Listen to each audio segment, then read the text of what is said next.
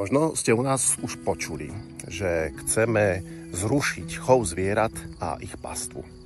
Vraj máme na to rôzne dôvody, od záchrany klímy až po sabotáž a likvidáciu vidieka. Môžem na to povedať jediné. Je to kravina.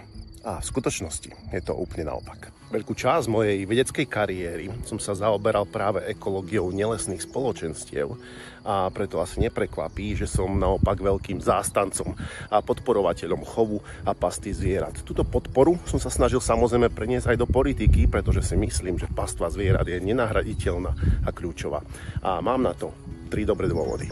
Tým prvým dôvodom je pastva samotná. Pasenie vegetácie má skutočne dominantný vplyv na pasienok. Zvieratá sú akési živé kosačky, no na rozdiel od tých mechanických majú jednu obrovskú výhodu. Sú prieberčivé. Niektoré rastliny preferujú, iným sa vyhýbajú a tak na pasienku nájdete rásť a často kvitnúť veľké množstvo druhov rastlín. Aj malých, ktoré by na kosenej lúke zatienila vysoká tráva. Zvieratá tak vytvárajú veľmi pestrý biotop. Nevadia im balvany, nevadia im mraveniska, mláky a vzniká tak veľmi krásna pestrá štruktúra, ktorá podporuje veľké množstvo druhov rastlín, na neviazaných opeľovačov, špecializovaných vtákov alebo aj cicavcov, ako je napríklad sisel pasienkový, ktorý v našich podmienkach mimo pasienku prežiť nedokáže.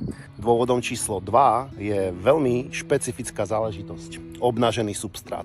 Ten na pasienkoch vzniká pohybom zvierat, rozrušovaním vegetácie, ich raticami a kopytami. Navyše zvieratá majú tendenciu chodiť v tých istých trasách, takže veľmi charakteristicky na pasienkoch vytvárajú takéto prte. Čo je dôležité na tom našom substráte je, že ponúka podmienky, ktoré inde v rámci toho pasienkového biotopu nenájdete. Tá obnažená pôda je výrazne teplejšia a preto vyhovuje mnohým teplomilným druhom. No najmä v tej hline bez koreňov sa dajú veľmi dobre budovať chodbičky, komórky a podzemné hniezda.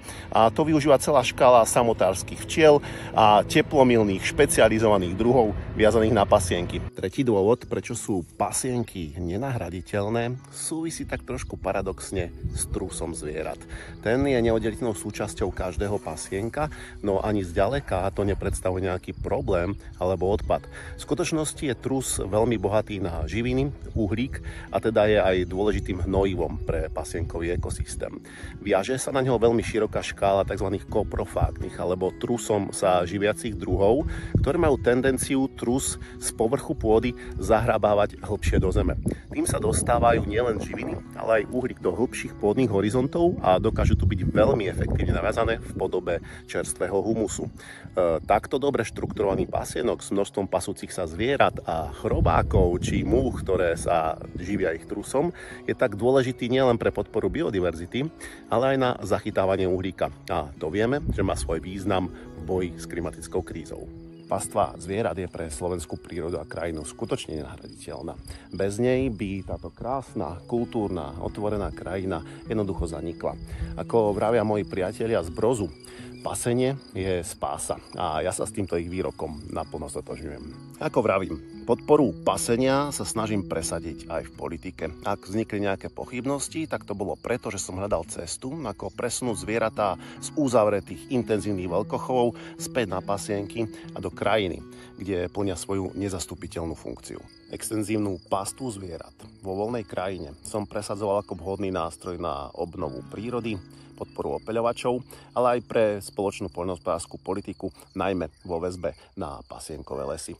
Znečistenie z chovu dobytka som riešil len tam, kde to malo význam, teda v intenzívnych uzavretých chovoch. Zvieratá, ktoré sa voľne pasú na pasienkoch, sa to nejakým spôsobom nedotýkalo. A nezabudol som samozrejme ani na dobré životné podmienky chovaných zvierat. Podarilo sa nám presvedčiť komisiu, aby prišla s reformou legislatívy pre ich chov a živé transporty.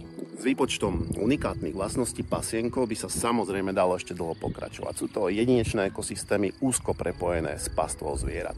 Druhy, ktoré sú na pasienky viazané, dokážete len veľmi ťažko zachovať inými spôsobmi využitia. Nepomáhajú kosené lúky ani poľnohospodárske kultúry. Jediným predpokladom na ich zachovanie v našej krajine je udržať pasienky a pustiť na ne stáda, ktoré sa tam dokážu voľne pásť celé vegetačné obdobie.